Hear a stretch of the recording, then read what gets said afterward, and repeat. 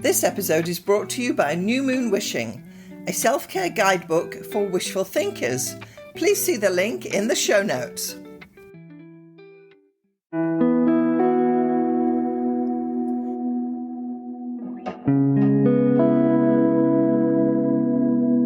Welcome to the Starzology Astrology Podcast. I'm your host, Alison Price, and I'm here with my good friend and co-host, Arwynne O'Neill. Hello, Alison. It's great to be here. So nice to have you again. So in this episode, we're going to be talking a little bit about forecasting techniques. Yeah. Because in astrology, once you've kind of got to the point where you could read a birth chart, clearly one wants to forecast. This is why people really do it. Right. And you might think that there's only one way of doing it, but there are multiple methods for doing forecasting. Absolutely. So thinking back, Arwynne, when you started doing charts and so on, did you immediately go into forecasting or did it sort of come around a little bit later? I think it was a little bit later because the first thing I remember being obsessed with was synastry. Right. Right after, obviously casting the charts for everyone I knew and like reading the delineations that came up automatically through whatever primitive 1990s type of websites I was going to, or the books that I love, signs, obviously. Yes. And then doing all of the combinations of charts of like my mother and her husband and me and my partner and right. It really is such a popular topic, that love and relationships. Oh yeah, that was definitely the first inroad. But then pretty shortly after that, and I think it was partly, the websites that I would go to, like I would subscribe to, I think Astro Center has changed. It used to be a very, very great website. Okay. Astro.com is awesome. That's where I kind of go for like the daily horoscope because it's super robust. And I still kind of check those, once in a while. But because those daily horoscopes are actually forecasting. They are for sure. And on Astro.com, it takes into account like all of your combinations of stuff. Like I have about 100 charts saved and I've never once seen two people have the same daily horoscope. So it's not your like typical sun sign astrology. Right. It's a combination of all those things that are happening for you. And Amazing. so sometimes it'll be like, oh, well, you've got Saturn, transiting your Mercury, and here's that story. So it's always something different. Right. And occasionally it's like, you've got no major transits happening today. It's your free day. And I'm like, whoa, it's like a free parking in Monopoly. But so, that was... a get out of jail free card. Yeah, exactly. You can do what you want today. Like, you're free. But yeah, so those daily transits kind of were another inroad for me then. And then slowly looked into other transits, progressions and all that. Well, this is what we're going to be chatting about today, right? Because I too started with, of course, reading your horoscope because as a young teenage girl, of course, you read your horoscope. It was 17 was the magazine, I think. Yeah. And not realizing, of course, at the time that those are actually transits, what they're talking about there. And so astrology wrote those horoscopes on the transit. So, definitely. And I mean, learning too, like how different astrologers do those daily horoscopes and monthly horoscopes. And I actually have talked to a few people who do those and how they do it. It's very interesting, and which is another reason why if you know your chart, it's actually really good to read not only your sun sign but your rising sign, because what they're really doing is more applicable to the rising sign. Exactly. The houses that things are going through. Exactly. This is the thing with horoscopes in newspapers or magazines or wherever they're going to be. Yeah. At least the reputable ones, the ones who are actually doing real astrology and not just making up some BS. That's whatever. I'm sure some of them do. Well, yes. Most of them don't. Most of them actually have a technique and an actual strategy. Yes. Yeah. So we today I'm just really I'm gonna talk about the four main forecasting techniques which I use. Yeah. There are others. I can mention them in passing because they do pass me by. I don't bother with them. And these are the forecasting techniques I apply to every chart I do if I have a paying customer. Mm-hmm. It's really the way to get into the chart, and you have to go deep, and it's a lot of work. And this is why they're quite in depth at times, but you don't have to do everything. And they're basically the forecasting techniques I want to talk about are broken into two distinct groups. So we have the first ones, which are called direct forecasting, and that is where the planets are right now, what are they doing next week. And then we have indirect forecasting, and these are the ones that have been extrapolated from the natal chart, like the progressions, and we'll get to that. Yeah. So you've got these two main groups, and within each group, I've got two types of forecasting technique. So, yeah. Nice. So the very first one I want to talk about is transits. Yeah. Now, of course, transits is where everybody goes to do their forecasting. This is where you start your forecasting. It's what they have in horoscopes. It's saying there's a full moon next week. Yeah. That's a transit. We all know it's happening. It's going to happen in where Yeah. Leo or wherever it's going to be. Right. And it's happening the same for everybody. This is transit. Pluto is going into Aquarius. It's going to be there for Yes. the next 20 years. And here's how it'll affect you if it's in different houses for you, et cetera, Yes. et cetera. Yeah. Yes. So with transits, if you are going to be looking at, you've got your natal chart cast, and then you would put the transit chart on the outside on a bi-wheel to see how are these planets, which houses are they in your natal chart? And what aspects do they make to your natal chart? Yeah.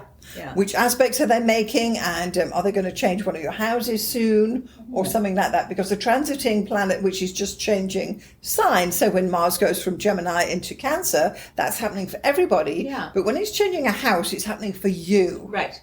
So even though it's a direct, the planet's actually moving. Yeah. This is the interesting thing with transits, that Right.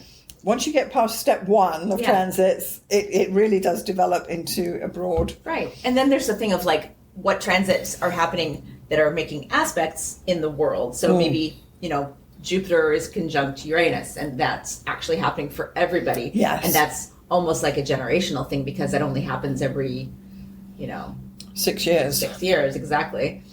And then the Pluto ones are even less, and, Yes. and Neptune and all those. But those aspects are happening for everybody, and those are affecting everybody. But then it's like, how does that relate to your chart as well? So maybe Yes. it's aspecting your Mars or something, or Yes. it's activating one of your personal planets. Yeah, where is that exact conjunction going to be for you? Right, right. And we did do a podcast about that. I'll link to that below. Yeah. Yeah, so even though the planets will be making aspects to each other, and we'll have a new moon here and a full moon there during the course of a month or whatever, they are happening for everyone, but then you would look at transits to your natal chart. Yeah. Now, typically with transits, you would start with the outer planets first and work inwards. Yeah. And say, where is Pluto? What house is it in? Which planets it's going to conjoin? What squares it's making, and so on. And you work your way through because Pluto lingers so long on a position, it can be there for almost 2 years if it's conjoining your sun or something. Right. You're going to know about this. Yeah. Another thing I just want to say about these forecasting is I use a 1 degree orb, applying and separating. So once Pluto has got to be within 1 degree of your sun's position, it's within orb and will be affecting you, and it will stay there until it's gone past by 1 degree. So of course, if it's retrograding on that point, it can be there for 2 years. Right, yeah. And that's why, when we talk about like Mars transits or whatever, it's like a day.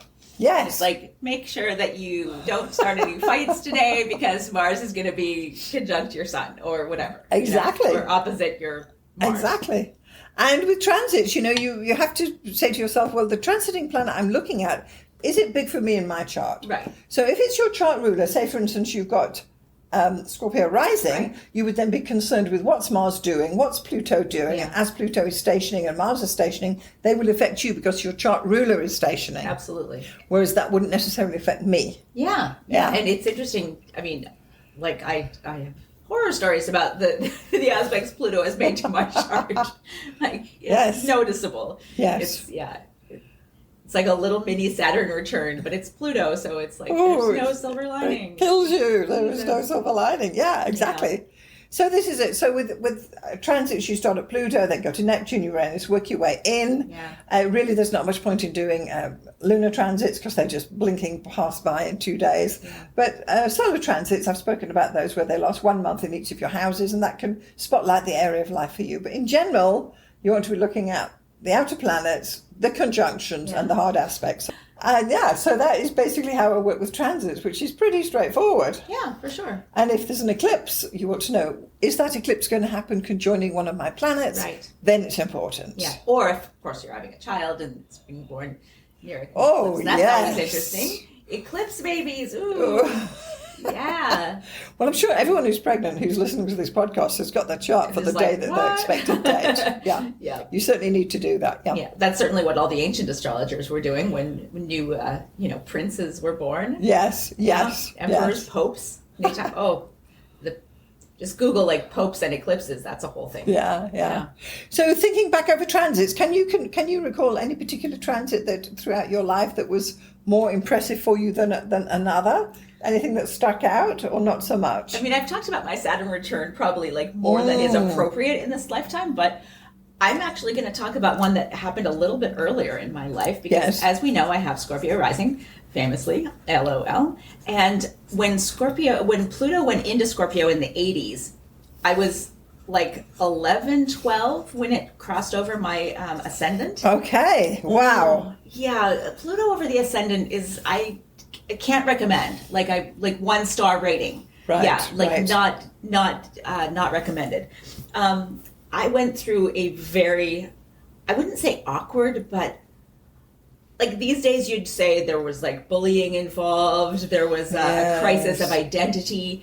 There was being pulled into the principal's office for wearing a skirt that was too short. And it was the 80s. I mean, everyone was wearing mini skirts, but there was just something about me, my little Pluto rising self, that just came across as like a little different in a mini skirt than the other girls, I guess. Right. My mother says, well, you always had this, I don't even want to say.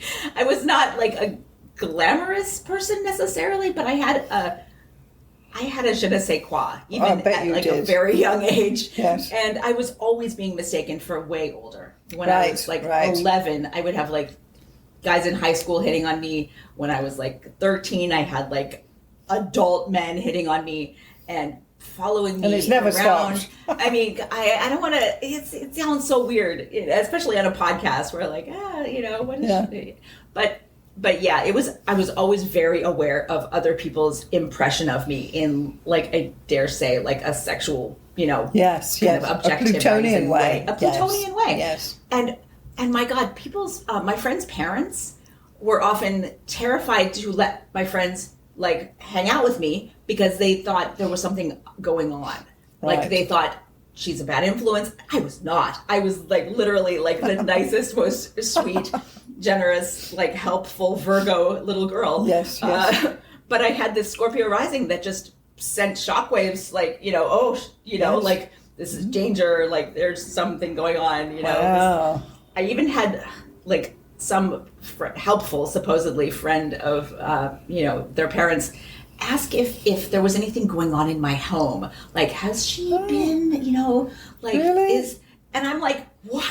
How dare anyone? My parents were amazing. Like, no, nothing like that ever happened to me. I had a great childhood, but there was just this aura that What is the energy of Pluto right there? It's right there. And especially this Pluto over my ascendant. That's when we're talking was like, and it's very formative those years, 11, 12. You're just figuring out who you are, you're just able to dress yourself for God's sake. Yeah. And to have, that being put forward by this ascendant that you don't have control over yet. Yeah. Like that's the thing with the ascendant. Like this is what people are seeing for you. It does. And when you don't know what it's saying, it's hard. Like especially when Pluto is like right there going, hey, Danger. So there, what kind of transit speaks to you in your personal history?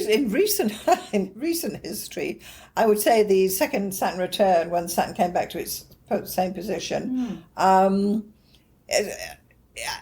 day that it came by, I thought, what's this pain in my knee? Ugh.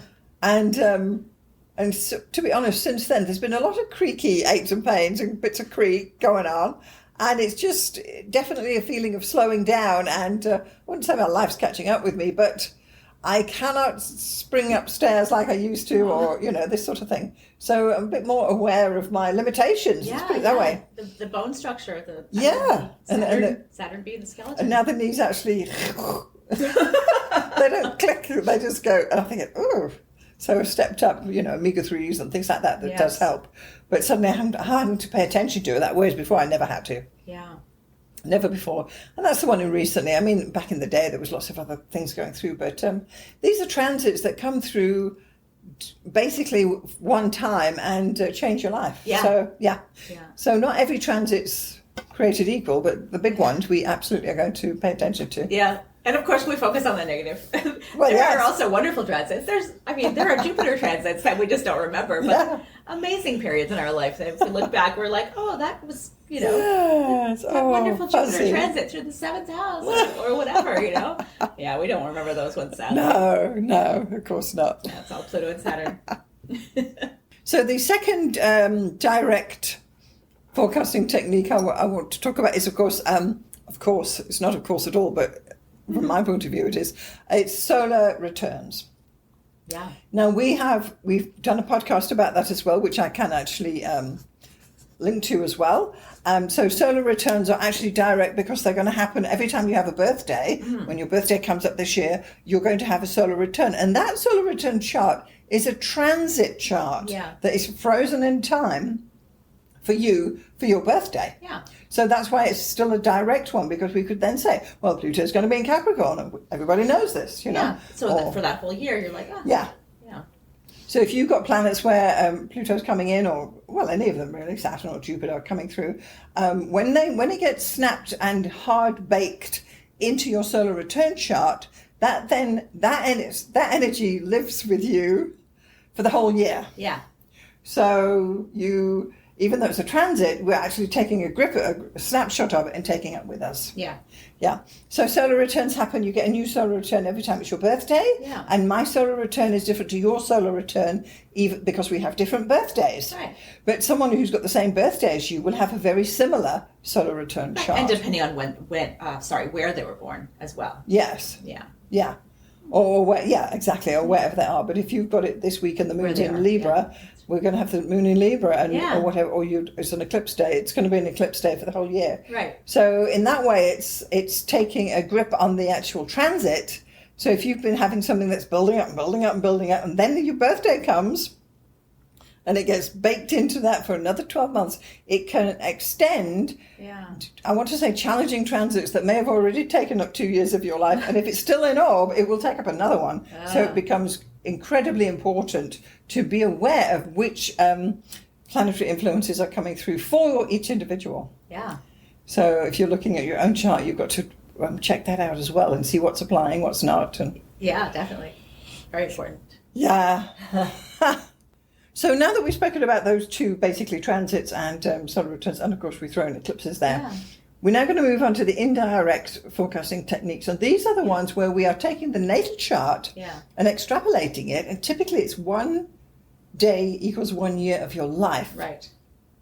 So if you're 30 years old, you take your birth chart and you move it forward 30 days and you cast the chart. That is your secondary progressed chart. Yeah.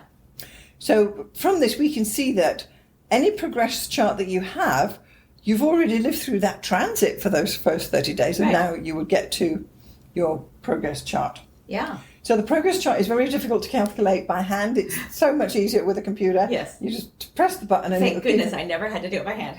And it will give you it will give you a progress chart. So you would say, for instance, you were born with the sun in Virgo, and by the time you're 50 years old, it will have moved 50 degrees forward, give or take a whisker. So it would now be in Scorpio, or technically even Libra at this stage. Totally. So your progress chart will move forward the number of days of the number of years how old you are. Yeah. And it's not just that is measured to your birthday. Then you have to say, well, when we're 6 months into the next year, so you've got to do all this adjustment to find the exact position for your progress chart. Yeah. So not only is your planets moving, the ascendant and the midheaven is moving as well. Yeah. So here you would take a bi-wheel and you would put the natal chart in the middle, because that sets your natal houses, and then you would progress it. So your progressed ascendant will move through the first house, into the second house, into the third house, depending how big your houses are. And if you live to be 90, you'll get it to go through 3 different houses or signs at the same time. Right. So the thing is, again, you've got 1 degree applying and separating. Yeah. And what happens is, as the ascendant changes from Virgo to Libra, you get a new progress chart ruler. Yeah. Yeah, that's super interesting. That was the one that I really found like the most personally resonant, I think, was the progressed ascendant. Moving into Libra. Yeah, well, moving into Libra, then, like so on, because I am 50, almost 51 now. And so, my Scorpio was obviously, I've got Scorpio at 2 degrees on my rising, so it took quite a while to move into the next.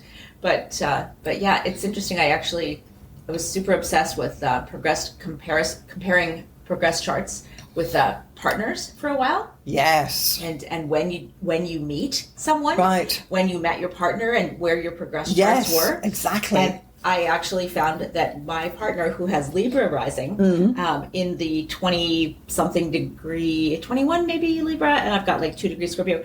And even though we're like 9 years apart in age, when we met, our ascendants had almost progressed to the exact identical degree, which is crazy. It's amazing. It's amazing. Yeah. And just looking at your chart now, I can see that your ascendant's now actually in Sagittarius. Right, which actually coincides very, like, almost precisely with when I became super active in around 2018, because I spent like a goodly amount of time, I think I've talked about this, like playing video games and being Sitting sort of on an the couch. introvert, working from home, sitting on the couch a lot, making my own I know when I clothes. met you, you never. No, I mocked people who You did, yes. go you outside, really. break a sweat, really? No, not Arwynne. No, And yet something changed. And what changed? Your progress ascendant moved into Sagittarius. Active, outdoorsy. Out and about. Yeah. Work your Worldly, legs. meeting people, going, Doing the stairs. Come on. And I saw saw you skating up the street here last week, and Yes, I thought, you did. whoa, You that was texted me, Arwynne. like, yeah. Going up there like a young gazelle, you know. Yeah. Oh, it's summer here. My God, I'm skating every day, paddleboarding, hiking. You've never been this fit in your life, have Ever. No. Never. No. Not even when I was, barely when I was like in my teens. I went through a Yeah. very active phase. I went to the gym a bit, you know. So this is what we're saying. The progress ascendant is now in your Sagittarius, meaning that Jupiter is now your chart ruler. Right. And you are out and about. You've been doing some traveling since the last year. You've been And here I and never there. traveled before. I mean, No, never. Yeah. Now you're here, there, and everywhere, and yeah. Hopefully doing more of it. doing more of it. You've I been. was one of those people who during COVID was like, oh my God, I need to travel. Like the restrictions just Wore you down.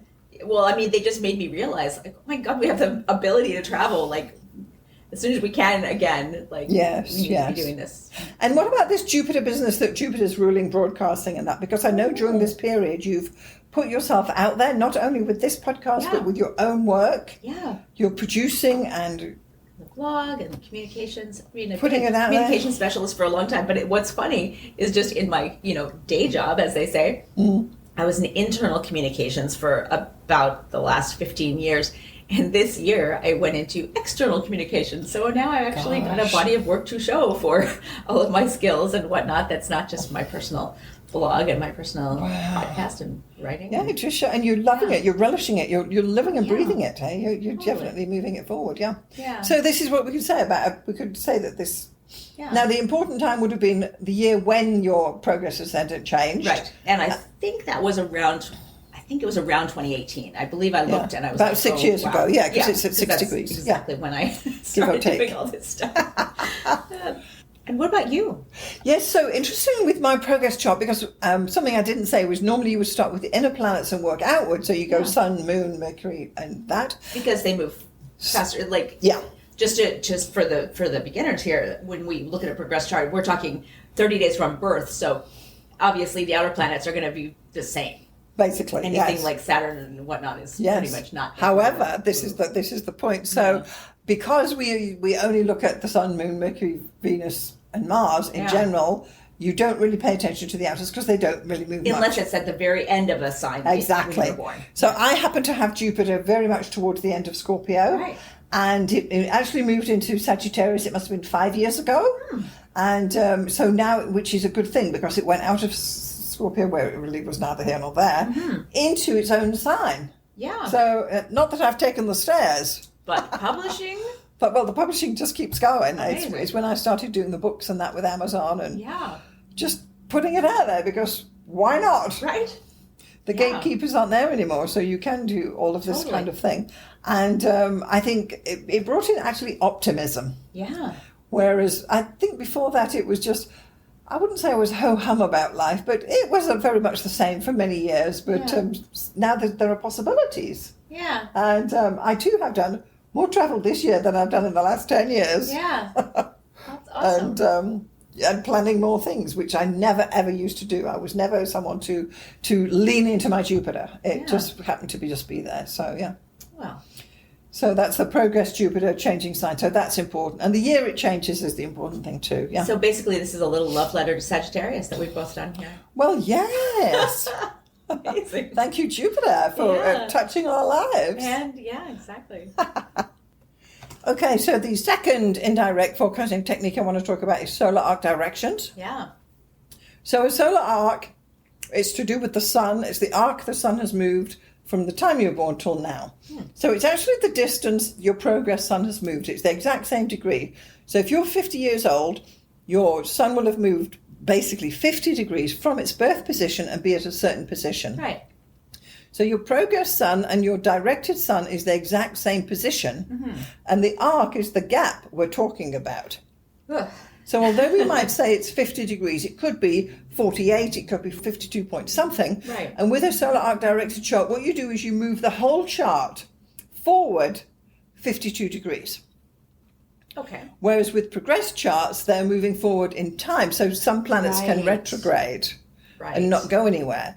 But with directions, everything's moving forward 52 degrees, including the midheaven and the ascendant. Oh.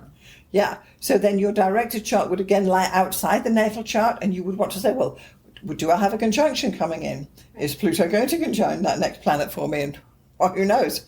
And you want to pay attention to when are your directed planets going to change sign? Right. And when are they going to change house? Right. So, Arwynne, if we look at your solar arc directed chart, you've got the natal chart on the inside.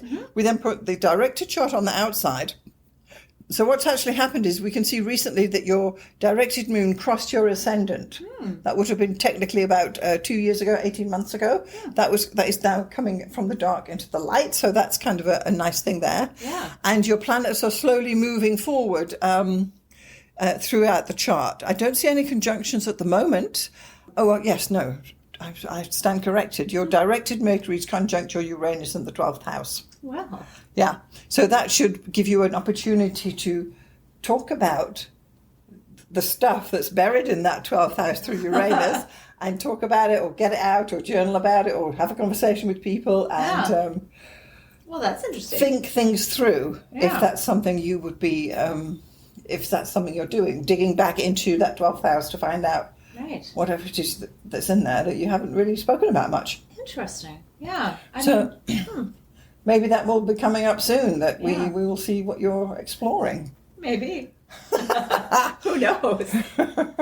Who knows? We never know what we'll say. We never know. You never know what's going to pop up. Right. And then clearly your sun's coming up, but that is the same position as your progress sun. So you're just going to be watching, and we can see there that Venus went into Sagittarius probably a year ago too. Yeah. So there's quite an emphasis for you on Jupiter and Sagittarius at this time. Yeah. And it will come upon Neptune in 3 years' time. Venus will conjoin Neptune. And that's artistic. It has to be, or musical or something like that, or even dancing. Well, that all sounds lovely. I know. So in general, with directions, you don't get that much from it, but that's why it's the last thing on the line. It's like the cherry on top of all the other stuff you've gone. Yeah. So just to see how much time you should be spending on each of these 4 things I've spoken about. So if you've got an hour to do your work, you're going to spend half an hour on transits. You're going to spend 15 minutes on secondary progressions, 10 minutes on solar returns, and only 5 minutes on directions. So that is really a percentage. I could do that in a percentage too. Say, spend half your time on transits because that's the backbone of forecasting. Right. Then lay on the secondary progressions for a good quarter of your effort. And then that, or 1/6 of your effort would be solar returns. Yeah. And then the final look would be what directions are coming through. And there's virtually... It's literally just a peek. If there's anything interesting, you say it. If not, Otherwise you move on. There's usually like 1, maybe 2 things that just reinforce what's been brought forward in the transits, in the progressions, maybe even in the solar return. And this is how you layer on the messages of the charts. That is so remarkable. Yeah, and it's interesting. I'm going to go back to one of my little tidbits about that old astrology program that I used to love. Because when I was first studying astrology, I honestly can't even remember why I was attracted to this program, but it was Janus 3 at the time, and now they've up to 6 or whatever. But it was the first astrology program I actually purchased for my old computer, and I was overwhelmed, but yet also just incredibly curious to dive in and just do everything, all of the types of reports, blah, blah, blah. And when it was do a forecasting report, and it was you check on the different things you want. So transits, yes. Progressions, yes. solar, blah, blah, blah. And I was like, I don't even know what directions are. Yes. And then you get this like 60-page report. And I'm like, oh God. Okay, so uncheck. Yes. Yes. Uncheck this planet. Do I want the Chiron midheaven? No.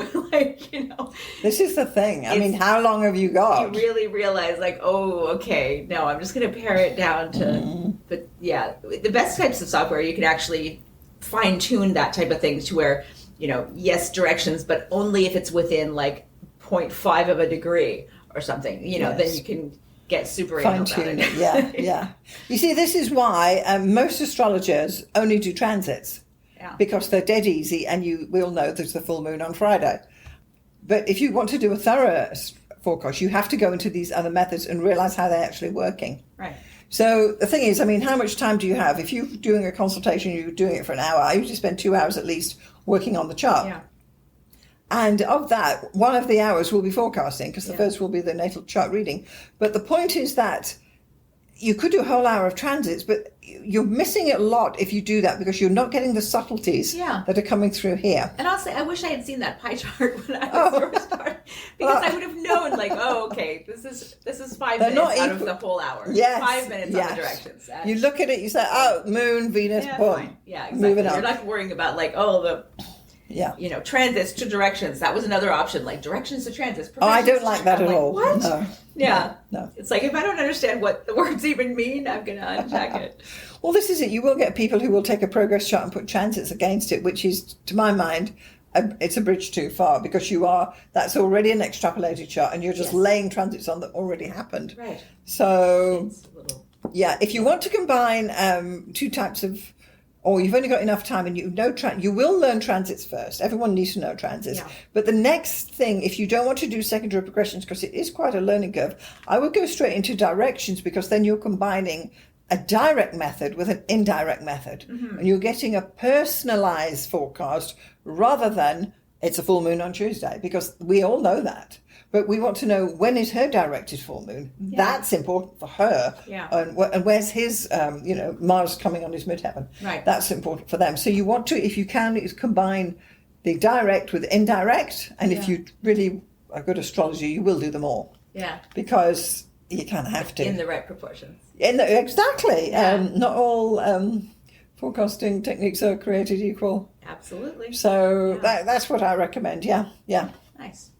Okay, so there's just a couple of other forecasting techniques I'm just going to mention in passing. I don't use them myself. It's just too much. Mm-hmm. We have Fedaria, which is a Time Lord technique where you're actually moving forward your chart one house per year. That's one method you can use. Right. Then we have Profections, which is an ancient calculation where each house represents a year of your life. So you go through each houses. So when you're 12, you're back to the ascendant.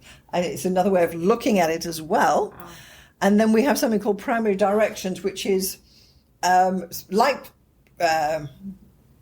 secondary progressions. It's slightly different. You're directing the chart, not to the sun's arc, but maybe to the ascendant's arc or something like that. Mm. So there are different ways you can direct a chart. Yeah. This is where you could do a Venus-directed chart if you're looking at marriage, but again, who has time? So I'm just mentioning those. And of course, then we have things like lunar returns. Right. Now, that happens every month. You get a lunar return, and when you're studying, we go down that road, but I don't have time for things like that either. Yeah. And then there's planetary arcs, which is where, how far has Venus moved since you were born? Right. Which is different to the solar arc. Yeah. And you could then do a Venus return chart. Right. And who would you recommend that for?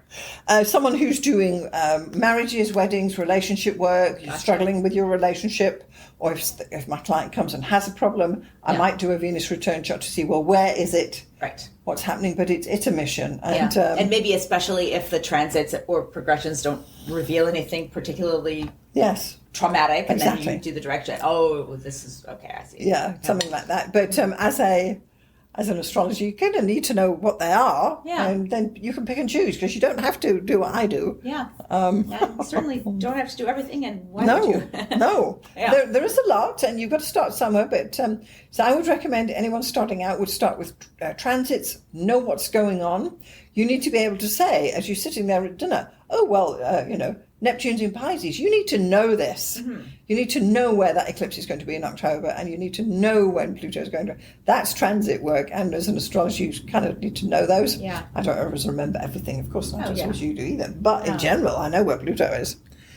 So start with transits and then go from there. Yeah, so that would be kind of what I'd recommend. Nice. Okay, so I've gone through 4 major forecasting techniques, the ones that I use, the ones I use all the time. Not every single day, but definitely for all my client work, I use these 4 forecasting techniques. Yeah.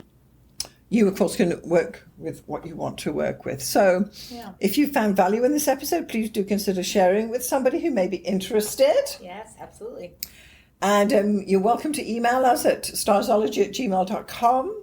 And if you're listening on Apple or Spotify, you can click the top link that says send your questions to us via text, and we will get to them in our next Q&A session. Yeah. If you have burning astrology questions, or there's something you want us to explore further or more deeply, or explain in a better way or something, we look forward to hearing from you. And make sure you put your name on there so we know who it's from. Absolutely. And if you want to follow me, I am at mspink.net, mspink.net, and you can follow my blog and read my not necessarily astrology related stuff. Yes, all what Arwynne's doing, which is all fun stuff. It's all fun stuff, yeah. It's all fun stuff for sure. And do make sure that you're receiving our newsletter. It's go to starzology.com/newsletter and sign up for it there. And we send out a newsletter every Sunday to aspiring astrologers. Yeah. Okay, well, Arwynne, I just want to thank you for being here again today to join me with this podcast on forecasting. Thank you so much for inviting me. This has been great. It's been great having you. Thank you so much. Thanks for listening, everyone. Bye.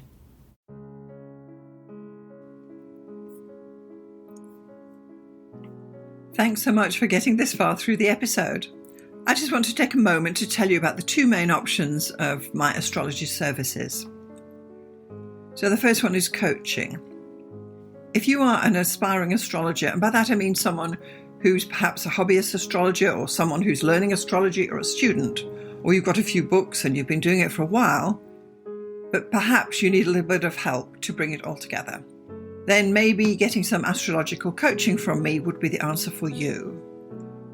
The astrology coaching I offer is a 1-hour session on Zoom, and it's tailored to answer your particular questions. For example, if you have issues with natal chart readings, we can go there. Or if you're having problems working with your forecasting, we can go there. Or even basic astrology stuff, or even getting yourself organized for your astrology business. The idea is that astrological coaching will answer your particular questions. It's tailored specifically to you and where you are in your astrological journey. And I'm happy to help you out with some guidance about how you can get going, what to focus on, and what to dismiss.